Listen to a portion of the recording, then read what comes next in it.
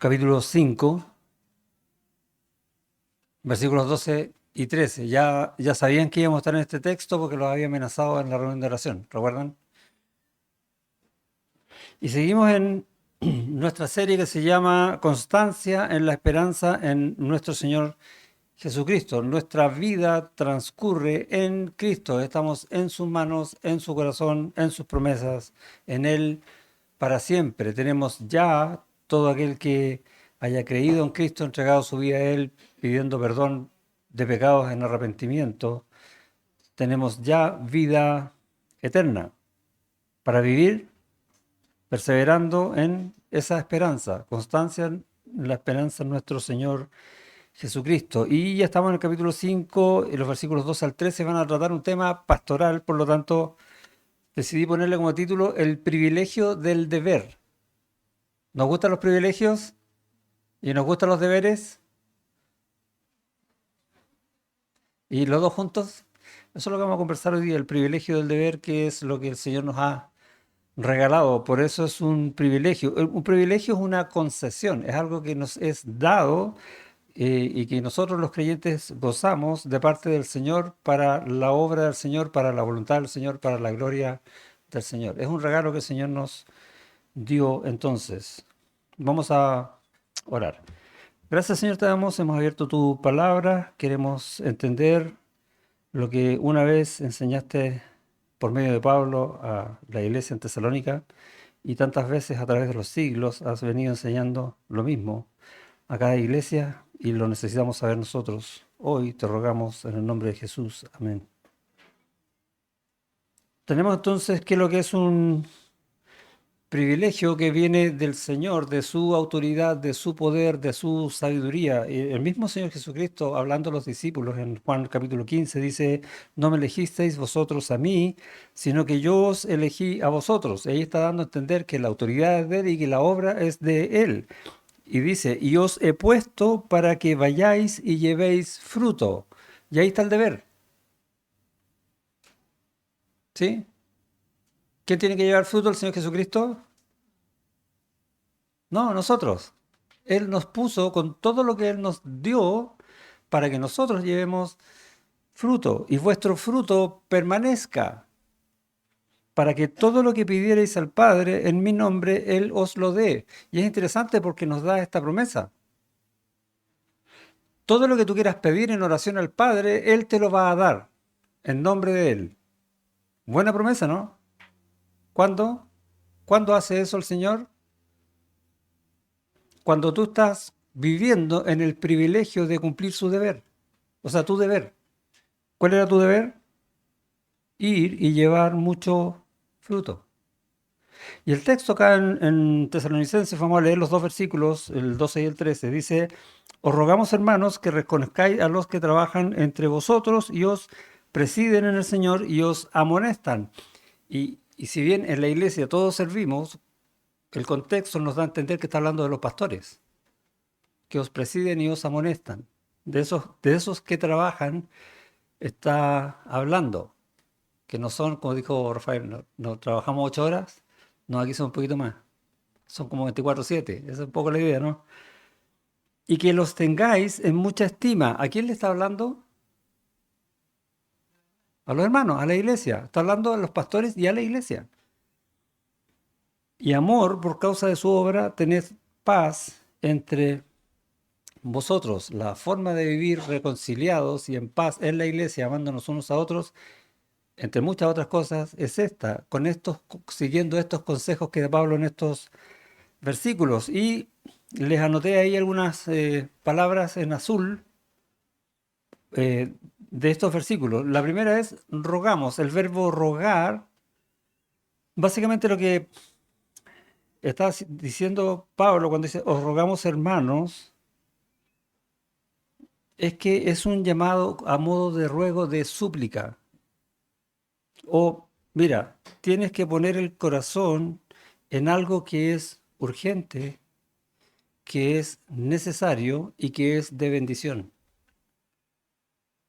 No está rogando porque voy a partir así escribiendo para que suene como lindo. No. Hay un sentido muy importante detrás del verbo rogar. ¿Por qué? Porque es para hacer la obra del Señor. Esto es urgente de parte de Dios. Es necesario porque la iglesia está llena de personas, corazones, almas, familias que están rodeadas por el pecado, que necesitan saber la verdad. Hay mucho que hacer. No hay iglesia perfecta, ¿o sí? Había hasta que yo llegué aquí, ¿sí? Porque esta iglesia es muy linda. No hay iglesia perfecta porque la conformamos nosotros mismos. Y ninguno de nosotros es perfecto. Y es un ruego para bendecir en el Señor a la iglesia. Hay un trabajo más lindo que ese, ¿no? Un privilegio tener ese deber, ¿o no? Y eso parte diciendo con el rogar. En el versículo 8, en el domingo anterior vimos cuando decía, por ejemplo, pero nosotros, la iglesia, que somos del día, seamos sobrios.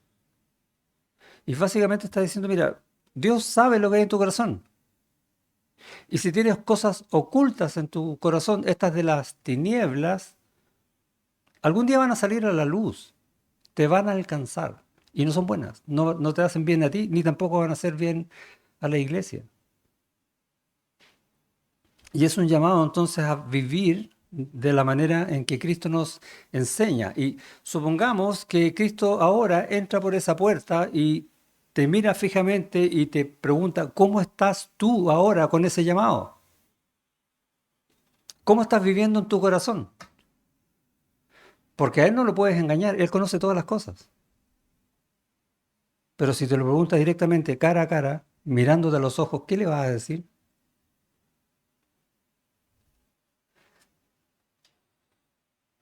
¿Lo estoy dejando para más tarde? No, el llamado es urgente. El Señor cambió tu corazón para que vivas en la luz, para ser testimonio de Él en el mundo. Eso es la iglesia. Y tienes un llamado práctico, si uno sigue avanzando en el mismo capítulo 5, versículo 11, donde terminamos el domingo pasado, dice, por lo cual, por todo lo que el Señor ha hecho en ti, porque tú vives en Él, en el Espíritu, en la luz, y quieres desechar todo aquello que te duele, el pecado, por lo cual, animaos unos a otros y edificaos unos a otros así como lo hacéis. Un privilegio este deber, ¿o no?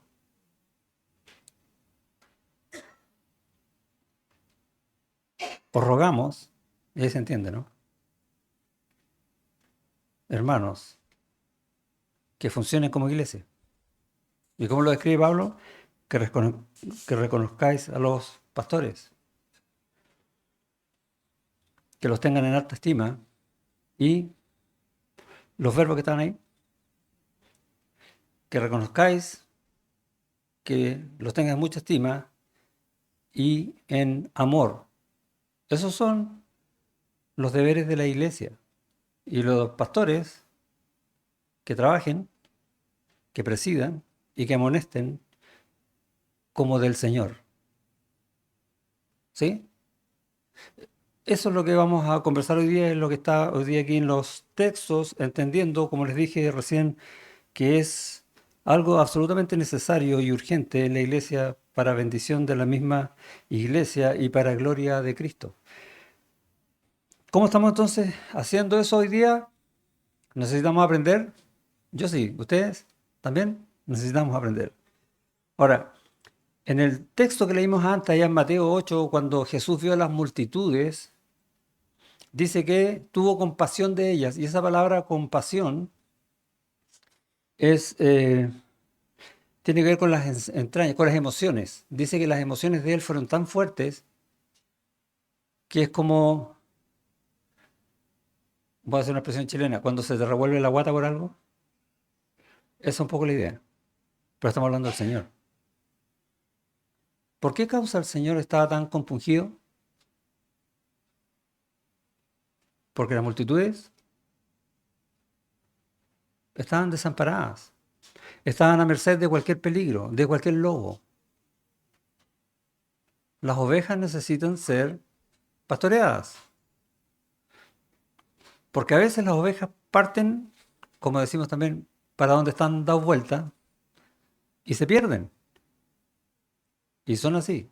Se los digo yo que me crié en Magallanes donde hay muchas ovejas. Por eso que los ovejeros llevan el piño con hartos perritos que las van guiando para que no se salgan del piño, porque la que se sale se pierde. Y es una figura bastante adecuada, si se quiere, a veces para nosotros en la iglesia. Cualquier cosa que nos desvíe la atención del Señor nos va a hacer apartarnos. ¿Por qué? Porque si desviamos la atención del Señor, ¿dónde estamos poniendo nuestra atención? La respuesta es obvia, ¿no? Cualquier cosa que no es del Señor. Solamente en el Señor tenemos las cosas buenas, todo lo demás no es bueno. Por lo tanto, necesitamos ser pastoreados. Eso es lo que está diciendo Jesús allá en Mateo 8. Tuvo compasión de ellas y es como, mira, esto hace desfallecer mi corazón, es lo que está diciendo Jesús. No porque las ovejas le tengan hambre, les falta comer o les falte vestido, que es probable, pero la preocupación del Señor es mucho más que eso. Es la salud espiritual de esa oveja. Eso es lo que estremece su corazón.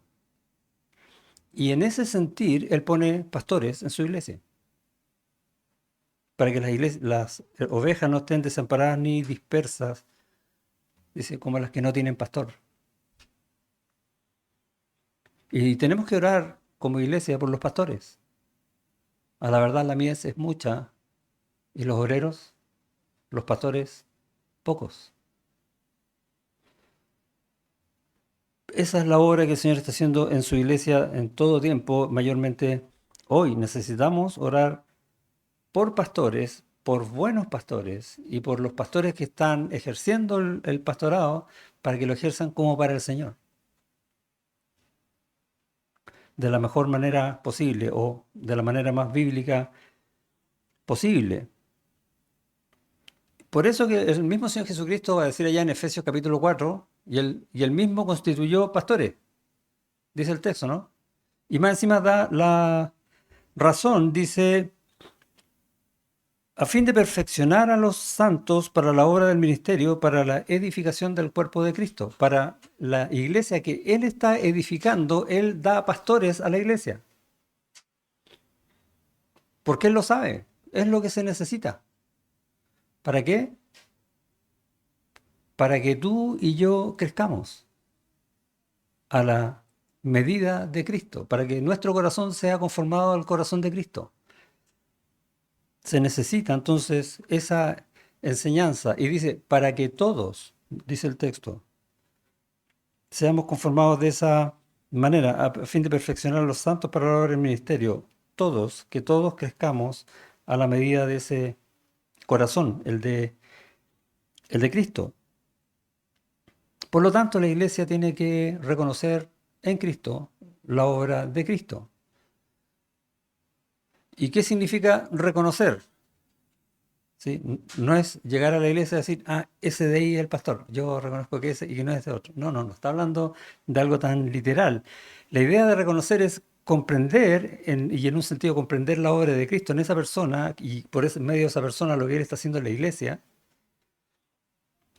y al mismo tiempo respetar la dignidad del cargo pastoral, o darle el valor que esa función en la iglesia tiene. ¿Por qué? Por básicamente dos razones. Una, porque es el Señor que lo puso de esa manera, a la manera de Él. Y segundo, porque somos ovejas que nos descarriamos muy fácilmente. Somos salvos, pecadores salvos. ¿Sí? Somos redimidos, somos pecadores redimidos. Somos pecadores siervos. ¿No? Esa parte del pecador no nos la podemos sacar. Y necesitamos entonces la ayuda del Señor que la da por medio de su palabra, por medio del Espíritu Santo, por medio de la comunión de los santos, de unos con otros, por medio de disfrutar tiempos juntos, pero siempre dirigidos por un pastor.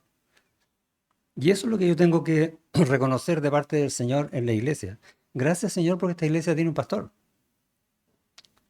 Y sabemos como iglesia, no muchos de ustedes, pero hay hermanos aquí que vivieron mucho tiempo sin pastor. Y no es fácil, por no decir, es súper difícil.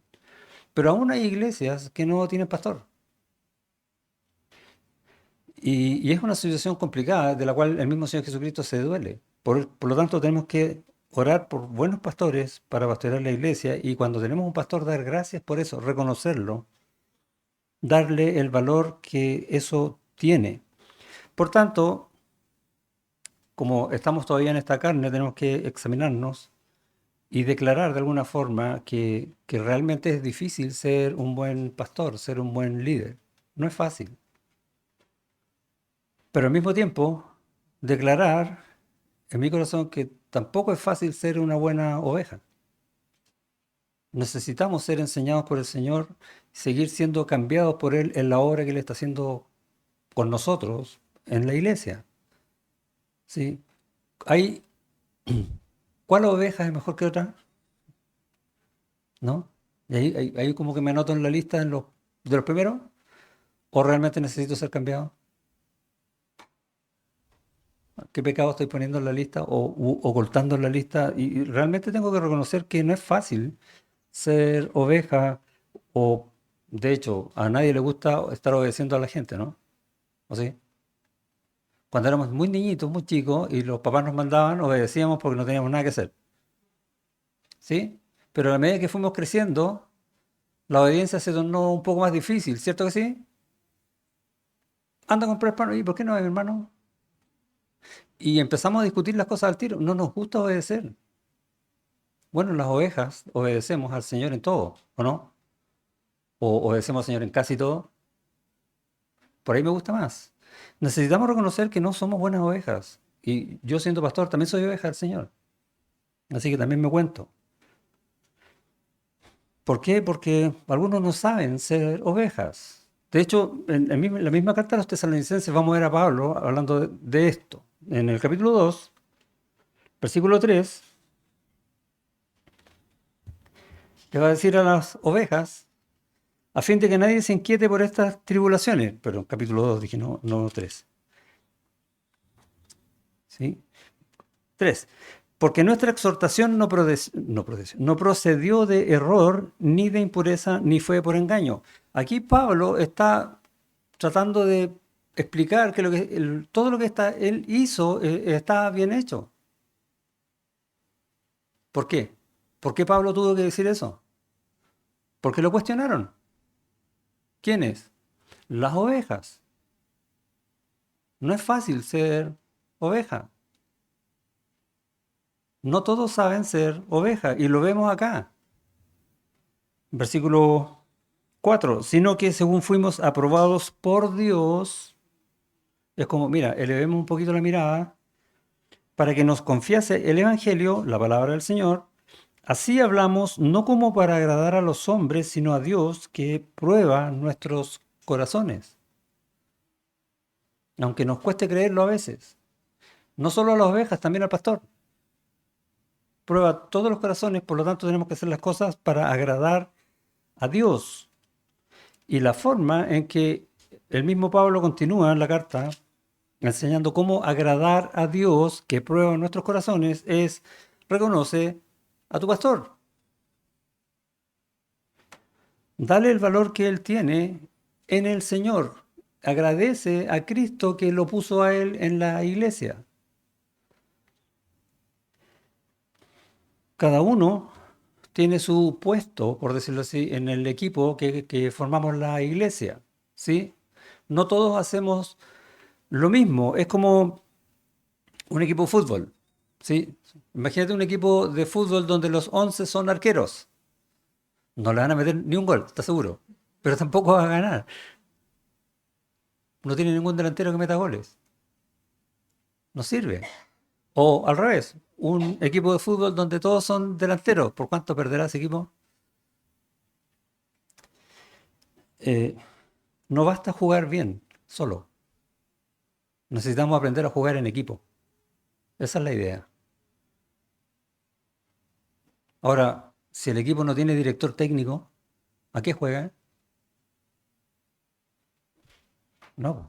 El equipo tiene también un director técnico. Por eso enseña reconocer que Cristo quiere pastores en la iglesia, como lo mostraba con ese corazón en Mateo capítulo 9, compasión por las ovejas. Necesitan un pastor. El pecado nos hace débiles, nos hace frágiles, nos tiende a hacer caer por muy fuerte que pensemos que somos. Muchas veces la fortaleza que nosotros pensamos que tenemos es en base a la soberbia que tenemos y ya tenemos el pecado, que tiene que ser cambiado. Si las cosas no son en el Señor, no son. No es iglesia del Señor. No es iglesia que funcione en las manos del pastor ni en las manos de las ovejas. Nosotros tenemos que funcionar todo en el Señor, en el amor del Señor, en la enseñanza del Señor, su palabra, guiados por su Espíritu Santo, obedeciendo todo lo que Él dice. No es fácil ser oveja, acuérdate. Necesitamos un pastor que nos lleve a eso. Tampoco es fácil ser pastor. Tenemos que orar mucho los unos por los otros, pero ese es el camino, no hay otro. Tenemos que entender completamente, y esa también es una definición del verbo reconocer, es tener un entendimiento completo, acabado, de que Cristo dispuso su obra en la iglesia de esa manera. ¿Sí? Y no es un entendimiento eh, mental solamente, de un simple conocimiento, sino que es un entendimiento completo, es que tiene que ser así, reconocer, no puede ser de otra manera, gracias Señor por eso. A eso se refiere el reconocer. Ahora, hay un trabajo, voy a darle otro ejemplo, a propósito del equipo de fútbol. El ministerio es de, ¿quién tiene que hacer la obra en el ministerio? Todos, absolutamente todos. ¿Sí? Como Pablo habla ya en 1 Corintios 12 acerca de los dones y empieza a hacer la ilustración del cuerpo, que no todos podemos ser orejas ni todos podemos ser manos, ¿sí? Todos necesitamos, todos los miembros para funcionar el cuerpo completo y bien, eficientemente. Por lo tanto, la pega no es solo del pastor, que ese es otro error que se tiende a cometer. Ilustración. Imagínense un partido de tenis. Tenemos a el mejor jugador de tenis de Chile, Nicolás Jarry, jugando en la cancha, está jugando una final y nosotros estamos viendo ahí en el estadio, viendo el partido y vemos cómo empieza a perder pelota porque empezó a correr poco. ¿Qué vamos a decir? ¡Corre! ¿Sí o no? ¡Muévete! Y le empezamos a gritar que haga cosas para poder responder las pelotas que le llegan. ¿Cómo está tan malo? Y empezamos a criticar al que sabe, al que corre, al que se preparó para eso, al que es bueno. Y nosotros que estamos en el estadio sentados, somos los que necesitamos más ejercicio, ¿no? ¿Sí o no? ¿Qué haríamos nosotros en el lugar de Jarry? El ridículo más absoluto. Pero le exigimos a él que haga mucho más de lo que nosotros somos capaces de hacer. Y muchas veces pasa eso en la iglesia también. ¿Y quién hace esto? El pastor. Y el pastor. No es a modo de reclamo, es una ilustración para decir que es algo que es recurrente en todas las iglesias. Eh, el pastor tenista, para que lo recuerden. Es bueno tener un pastor siempre, alguien que me enseñe, que me guíe. Incluso para el pastor es bueno tener pastores. El pastor también necesita palabra del Señor, necesita consejo, necesita guía para enmendar rumbos si es que no está tomando el que es correcto. Acuérdese, uno también es pecador. Y siempre es bueno entonces que tengamos un pastor. Yo doy gracias a Dios por los pastores que yo he tenido. Y tengo amigos pastores con los cuales tengo esta relación de medirme en un sentido o de rendir cuentas. porque eso es bueno para mi vida, y si es bueno para mi vida, va a ser bueno para la iglesia. Es bueno entonces reconocer a los pastores. Y hay un trabajo que los pastores tienen que hacer en la iglesia. Y la iglesia debe responder de manera adecuada a ese trabajo del pastor. Se dan cuenta que no es solo de uno, es de todos. Y ahí viene el verbo trabajar. Calmado. No se me adelante la ficha. Todavía estamos ahí en los verbos. Eh, el pastor tiene que trabajar, esa es la idea. Dice el texto, os rogamos hermanos que reconozcáis a los que trabajan entre vosotros. ¿Y qué significará eso de trabajar? Y cuando uno comienza a estudiar la palabra, trabajar, ve en qué otros versículos aparece la palabra en el idioma original. Estoy pensando en el griego. Y llegamos, por ejemplo, a un texto ahí en la carta a la iglesia de Éfeso, que está en Apocalipsis, y le dice al Cristo, a la iglesia, has trabajado arduamente. Ya, esas dos palabras en español, trabajado arduamente, es la palabra en el griego que está en el versículo de Tesalonicenses. Es una sola palabra. Entonces, cuando dice que reconozcáis a los que trabajan arduamente, eso es lo que está diciendo el texto. O como dice en Colosenses, que aquí lo agrega otra palabra, cuando Pablo dice que está enseñando a los hermanos para presentar perfecto en Cristo Jesús a todo hombre, para lo cual dice trabajo luchando. Y la idea de trabajar luchando es trabajando hasta la agonía, hasta cuando ya no dé más. A ese verbo se refiere el texto, no es un simple trabajar. Pablo en la primera carta a los Corintios dice, por la gracia de Dios soy lo que soy, y la gracia de Dios no ha sido en vano para conmigo. Antes he trabajado mucho más que ellos, y ahí tenemos otra vez el verbo, pero no yo, sino la gracia de Dios conmigo. Esa es la manera de este verbo trabajar. Por lo tanto, el trabajo pastoral es un trabajo agotador, extenuante.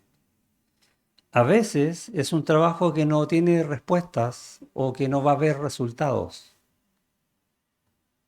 ¿Con quién trabaja el pastor? Con las ovejas. ¿Dónde no hay respuesta? Quedó claro, ¿cierto? No lo voy a decir.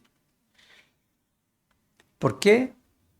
Porque nos cuesta cambiar lo que no queremos cambiar. Estoy pensando como oveja. Porque el llamado del pastor es formar a Cristo en el corazón del hermano, de todos los hermanos en la iglesia. Y no es fácil. Y muchos se van a resistir. De hecho, si todo el mundo entendiera la virtud que hay detrás de eso, la bendición que hay detrás de eso, todo el mundo querría ser salvo, ¿o no? Y no. Luchan, se cuestionan. ¿Será cierto? ¿Me quieren engañar? Yo no quiero eso, es que esto no lo quiero dejar, etcétera. Porque tenemos corazones todavía que están en algún grado duros y el pastor tiene que formar en Cristo en ese corazón, de ese hermano. Pablo dice en los Gálatas, hijitos, dice, de nuevo sufro dolores de parto por ustedes, hasta que Cristo se forme en vosotros. De nuevo, una y otra vez, con ese hermano. Eso define cómo trabaja o debería trabajar el pastor. Ahora, ¿no es fácil? No, no es fácil. Pero, por otro lado, no hay un mayor privilegio que servir a Cristo tiempo completo. No existe otro trabajo mejor que el pastorado. Por lo menos yo creo firmemente eso. Y veo que la Escritura también lo muestran. Servir al Rey de Reyes. ¿Cómo es tu jefe en tu trabajo? Mira el mío. Yo sirvo al Rey de Reyes. ¿Que hay un jefe mejor que ese, no? Señor de señores. Sirvo al creador de todas las cosas, el que es soberano sobre todo. No hay privilegio mayor, aunque el camino es, o sea, duro, pero también el camino es lleno de gozo. Dice el apóstol Juan, porque de su plenitud, de este Rey de Reyes, de este Señor de Señores, de este que encomienda a los pastores en la iglesia, de esa plenitud tomamos todos y gracia sobre gracia, sobre gracia, sobre gracia, y todo el tiempo me está dando gracia. ¿Qué privilegio más grande? Y es lo mismo para ustedes. No quiero otro trabajo. Al revés. Todos, como ovejas, tenemos mucho que aprender, ¿o no? Necesito que el pastor me enseñe.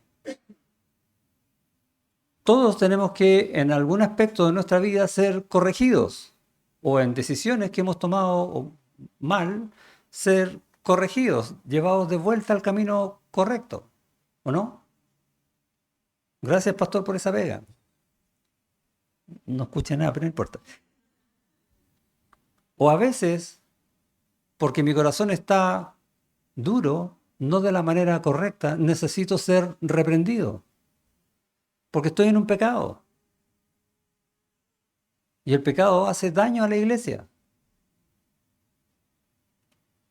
Y el pastor no quiere eso.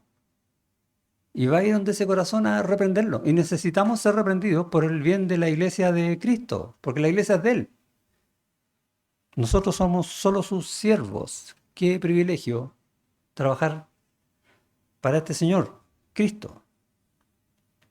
Privilegio del deber. Y es Cristo entonces el que pone estos pastores de la iglesia para hacer su obra. Él es el Señor de la mies, aunque uno no quiera, pero como sabe que uno no quiere, igual nos llena de gozo. Y después dice, reconozcáis a los que trabajan entre vosotros y os presiden en el Señor. ¿Y qué es esto de que presiden? Yo cada vez que leo esa palabra me acuerdo de los presidentes de curso en el colegio. Nada que ver. Y los presidentes en el curso que en el colegio, ¿qué es lo que hacían? Nada, por lo menos en mi curso. ¿Qué es esto de que presiden? Y significa gobernar en autoridad delegada por quien lo pone. O sea, va a gobernar de parte de Cristo, porque Él lo puso. La autoridad es del Señor. ¿Sí? Una figura. ¿Se acuerdan de Daniel cuando le revela los sueños a Nabucodonosor y Nabucodonosor queda con la boca abierta por el Dios de Daniel y lo pone como gobernador de algunas provincias, junto con sus amigos? Y ahí está la misma palabra, gobernador, es la misma palabra de presidir. Y estas provincias podríamos asemejarla como una figura a las iglesias locales. Entonces el Señor pone gobernadores en las iglesias locales. Esos son los pastores. O tenemos el caso de José también, ¿no? Que Faraón, siendo él la cabeza, delega en José la gobernación del reino. José gobierna con la autoridad de Faraón. El pastor gobierna con la autoridad de Cristo. Y le debe respuesta a Cristo. ¿Sí? Esa es la figura del verbo entonces. En Hebreos, a algunos les he comentado este versículo 13, 17, dice, esto habla a la iglesia, a las ovejas, dice, obedeced a vuestros pastores. Les gusta ese versículo, ¿cierto? Amén. Y sujetaos a ellos. Dos amén más. Este es el modelo de Cristo. Uno podría pensar a los pastores les debe gustar este versículo. Tú sabes la responsabilidad que hay detrás de eso, ¿no? Porque ellos velan por vuestras almas, como quienes han de dar cuenta. Hay una responsabilidad muy grande, porque la autoridad no viene, hazlo y lo que quieras, no. Yo tengo que rendir cuenta a Él, al soberano, al Rey de Reyes. Obedeced a vuestros pastores. Y la palabra que usa ahí en pastores, adivinen cuál es. La misma que usa para gobernadores en ese versículo. Por algo la pone así.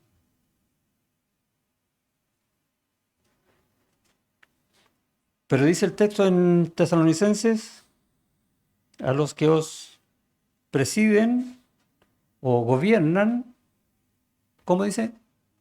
En el Señor. Gracias, Señor, por eso. Porque eso lo aclara todo. No como el pastor quiera, sino como el Señor dice. De acuerdo con lo que el Señor enseña, de acuerdo con los propósitos del Señor, según la voluntad de Dios. Esa es la idea entonces del texto. Por eso que Pablo, cuando escribe a Timoteo, en los requisitos que pide el pastor, dice que gobierne bien su casa. Lo has leído, ¿no? Porque si no gobierna bien su casa, entonces ¿cómo va a gobernar la iglesia? ¿Se dan cuenta que es un gobernante? Y les dice más adelante al mismo Timoteo, los ancianos que gobiernan bien, y usa de nuevo la palabra, que gobiernan bien, sean tenidos por dignos de doble honor, mayormente los que trabajan en predicar y enseñar. Y es interesante el versículo porque habla de honrarlos. ¿Se acuerda que al principio decía respetarlos? Perdón, reconocerlos, que es la misma idea. Sean tenidos por doble honor, respetando la dignidad del pastorado. Mayormente los que trabajan, y tenemos el verbo otra vez, en predicar y enseñar. ¿Qué tiene que hacer un pastor en la iglesia? Predicar y enseñar. ¿Y qué más? Y exhortar y corregir y hacer salir del pecado, reprender, etcétera. Todo eso. Amonestar. Y es lo que va a decir a continuación.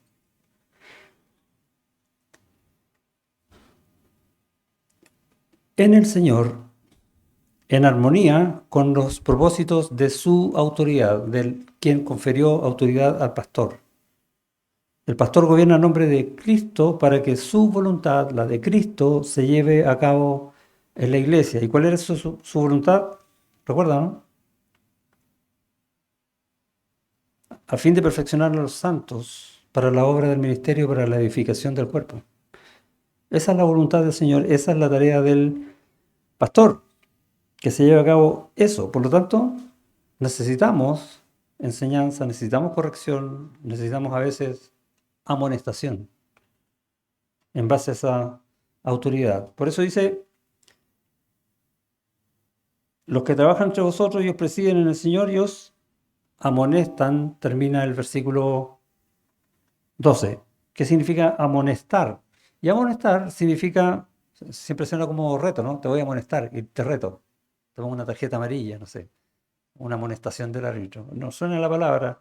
Bueno, tiene esa idea, dice, es advertir o es instruir, y esa es la idea que se nos va, pero básicamente está hablando de instrucción, de poner una verdad en el corazón del otro, una verdad divina en el corazón de un hermano o en la mente del hermano, usando esa palabra en griego cardias, que habla de una mente que está pensando y está entendiendo las cosas. En Romanos, Pablo dice, vosotros mismos estáis llenos de bondad, le está hablando a la iglesia, estamos llenos de bondad, ¿sí? Llenos de todo conocimiento. Para eso tenemos los discipulados, pero tenemos que avanzar para estar llenos de todo conocimiento, de tal manera que podéis amonestaros los unos a los otros. También es una tarea de la iglesia, de unos a otros, pero es dada mayormente al pastor. Amonestar, advertir, instruir, poner esas verdades en el corazón de otro. Y leíamos al principio, allá en Hechos 20, que decía que, que Pablo no había dejado de amonestar a los pastores en nada, le había enseñado absolutamente todo. Lo que está hablando Pablo ahí en ese pasaje en Hechos, se lo está hablando a pastores, porque los pastores son los que velan por las ovejas. Esa es la intención de Pablo en ese texto. Ahora, podemos ver una forma negativa de este verbo amonestar, que a mí me gustó mucho, que está en Primera de Samuel. ¿Se acuerdan cuando Samuel era chico y Dios viene y le dice, Samuel, Samuel? Y no sabía dónde venía la voz. Bueno, finalmente cuando fue donde Dios, Dios le dijo, una profecía acerca del sacerdote Elí y dice, y le mostraré que yo juzgaré su casa para siempre por la iniquidad que él sabe, porque sus hijos han blasfemado a Dios y él no los ha estorbado. El padre no estorbó a sus hijos. Y ese ha estorbado es no los amonestó, no los instruyó, no los enderezó. Es la misma idea. O sea, si uno no amonesta en el Señor a un hermano, está cayendo en un juicio de Dios. ¿Se dieron cuenta, no? Es lo que está diciendo en Samuel. Es un tema fuerte, no es un tema menor. Cuando vemos a un hermano que está en pecado, puedo decir, bueno, no fue tanto. ¿Qué dice el Señor? No lo amonestaste. Eso es pecado. También. Por eso me gusta ese versículo. Me hace ver esa parte como realmente una obligación de parte de Dios. Por algo Dios puso un pastor para amonestar a la iglesia. Él quiere que sea así, que se haga eso. La palabra de Cristo mora en abundancia en vosotros, enseñándoos y exhortándoos unos a otros en toda sabiduría. Tenemos que enseñarnos y exhortarnos unos a otros en toda sabiduría, ¿sí?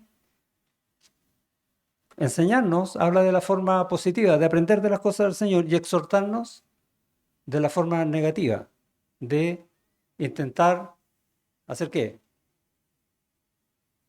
Que el hermano vea cuál es el error, corregir lo malo, advertir. Esa es la idea del verbo amonestar, para que todos crezcan en el ministerio. Es una necesidad.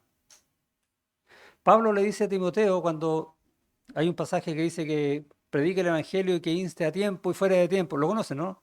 Y después dice, redarguye, reprende, exhorta con toda paciencia y doctrina. Es una necesidad que hay en la iglesia y que debe ser ejercida de parte del Señor. El problema es que a veces no gusta. Ya el pastor me viene a retar. ¿Sí? ¿Qué quiere el pastor ahora? Y empieza a ser como una molestia. El pastor pasa a ser una molestia. No estoy hablando de mí porque yo sé que ese no es mi caso. No. Depende cómo estén nuestros corazones. Puede pasar. De hecho, ha pasado. Y a Pablo también le pasó. Y a muchos pastores yo sé que les pasa. Porque somos los que somos. Pecadores todavía. Es como la dificultad es una abeja que tiende a ver solamente la reprensión. Y se molesta. Como cuando un hijo va creciendo y llega a la adolescencia y ya no quiere que la mamá lo lleve de la mano al colegio, ¿sí? Ya sabes que suéltame. De aquí en adelante, la próxima cuadra la hago yo solito. ¿Por qué hace eso? Está en su naturaleza. Está en nuestra naturaleza el que nadie me diga cómo tengo que hacer las cosas. El problema está cuando te encuentras diciéndole eso al Señor. No me digas cómo tengo que hacer las cosas. ¿Cuándo haces eso? Cuando no escuchas el consejo de un hermano, por ejemplo, o del pastor. La amonestación. Entonces, tenemos que, iglesia tienen que reconocer a los pastores y los pastores ¿qué hacen? Trabajan, presiden, gobiernan y amonestan, corrigen. ¿Y qué más tienen que hacer las ovejas? Dice en el 13, y que los tengáis en mucha estima. Esta palabra, la estuve leyendo en el idioma original, tiene como dos prefijos, es una palabra muy interesante y difícil de traducir. Y viene de hacer ver algo que tiene gran excelencia, hacer mostrar algo que tiene que es muy valorado. Por eso es, eh, ¿dónde estaba yo? Que los tengáis en mucha estima, en la más alta estima. Eso es lo que está tratando de decir Pablo con este verbo. Es como valorarlo más allá de lo posible.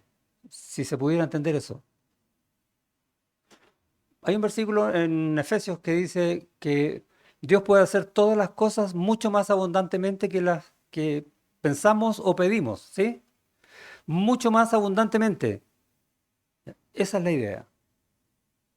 Tenerlos de esa manera en tu corazón, a los pastores. Eso es sano en el Señor. ¿Por qué? ¿Porque el pastor tiene ese valor? No. Es porque el pastor tiene el valor de la obra del mismo Cristo en la iglesia. El pastor que Cristo lo puso ahí tiene el valor de su obra. Es el valor de Cristo el que tenemos que estar viendo por medio de este siervo que va a hacer las cosas que Cristo le encomienda en su iglesia.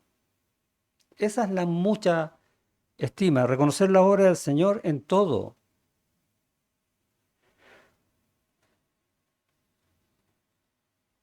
Y se realiza por medio de una relación de familia. Todos somos hijos del Señor, somos todos hermanos, los creyentes, y como hermanos estamos todos sometidos a la voluntad del Señor, con gozo por hacer todo lo que el Señor desea, por lo tanto estamos todos sirviendo, unos con otros, uno al lado del otro, el pastor y todos nosotros. ¿Por qué? Porque ese es el valor de la obra de Cristo en la iglesia. No es porque los pastores sean, comillas, mejores. Uno puede pensar, bueno, es que el pastor sabe más. Qué bueno que sepa más. ¿Sí? El pastor entiende mejor las cosas. Qué bueno que tenga un pastor que entiende mejor las cosas. Pero no, no es por eso. Los pastores también pecamos. La idea es que el pastor sea sabio, pero no sabemos que no es santo. Tener el pastor en alta estima es dar al Señor lo que es del Señor. ¿Se entiende esa idea, no? ¿Se acuerdan? Dar a César lo que es del César y a Dios la honra de las cosas que el Señor puso en su iglesia. Dad al Señor lo que es del Señor. En Gálatas, Pablo dice, el que es enseñado la palabra, cualquiera de nosotros, haga partícipe de toda cosa buena al que lo instruye. Tenlo en alta estima, por lo menos. Parte de ahí, en la más alta de todas las estimas, por decirlo así. Dice el texto, que los tengáis en mucha estima y amor por causa de su obra. Y eso es lo último, amor. ¿Cómo? El amor del Señor. Sí, pero ¿cómo? Como al Señor. ¿Cuánto amas a Cristo? ¿Es Cristo tu primer amor? ¿Es lo que más amas en tu vida? La iglesia es el cuerpo de Cristo. No puedes amar a Cristo y no amar a su cuerpo. Y en la iglesia está el pastor. Por eso dice lo que dice acá. Ámalo así. Y ora por el pastor. En ese mismo texto, allá en Hebreos 13, 17, se decía, obedeced a vuestros pastores. En el 18 dice, orad por nosotros.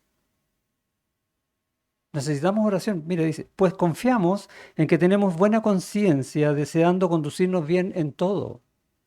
¿Quién está diciendo eso? Un pecador, que puede caer. Y el pastor necesita la oración para no caer. Necesita la oración para tomar buenas decisiones y conducirse en Cristo según la voluntad de Cristo y no hacer algo distinto. Eso es amor. Esa oración es una oración que muestra ese amor. Necesitamos entonces, cada uno de nosotros, por amor al Señor, amor a la iglesia, cuidar nuestra relación personal con el Señor. Si no, ¿cómo lo vamos a estar amando? Partamos por ahí. ¿Cómo puedo amar más al Señor? Bueno, tu relación personal con el Señor, ¿cómo está? Y cuando está como debe estar, ¿cómo crees tú que va a estar tu relación con los hermanos de la iglesia y con el pastor? ¿No es sabio el Señor para decir las cosas? En todo. Pablo también enseña a los corintios, si yo fuera el mejor de los mejores, no lo dice con esas palabras, ¿no? Pero no tengo amor, no sirvo. Y me gusta que este texto, en estos dos versículos, termine justamente con el tema del amor, porque el amor es lo que hace entender todo lo que vimos antes de mejor manera. Ese ruego que hace Pablo, les ruego que tengan así a sus pastores y hagan estas cosas, es por amor. Cuando tú entiendes que vives por amor, para amar en el amor del Señor, es simple. Va a ser más fácil reconocer a quienes trabajan y os presiden y os amonestan entre vosotros. Va a ser de gozo tenerlos en alta estima por amor. Así funciona la iglesia. Así yo quiero que funcionemos y esa es mi oración y quiero que sea la de todos nosotros. ¿Oramos? Gracias, Señor, te damos por tu palabra. Gracias por el diseño que tú has hecho del principio de todas las cosas y en particular de la iglesia. Leemos en Mateo cuando Jesús dice, edificaré mi iglesia y las puertas del Hades no podrán contra ella. Y ese edificaré mi iglesia, tenemos que aprender tanto de eso, Señor, para ver el modelo con el cual tú la has diseñado, en la cual tú sigues siendo la cabeza que dirige la iglesia, que has puesto hermanos a servir en la iglesia en distintos roles, con distintos llamados, y has puesto en particular maestros y también has puesto pastores para guiar tu rebaño, aquellos que compraste con tu sangre, así como el pastor mismo, también es parte de tu rebaño. Necesitamos ser guiados por ti, Señor, necesitamos buenos pastores. Yo como pastor pido también mejorar, ser mejor en ti, Señor, amarte más y que todos nosotros juntos podamos hacer solamente tu voluntad por amor a ti, Señor, para glorificarte, para que esta iglesia lleve el nombre de Cristo aún sin hablar. Danos esa bendición. Sabemos que tenemos ese privilegio. En el nombre de Jesús. Amén.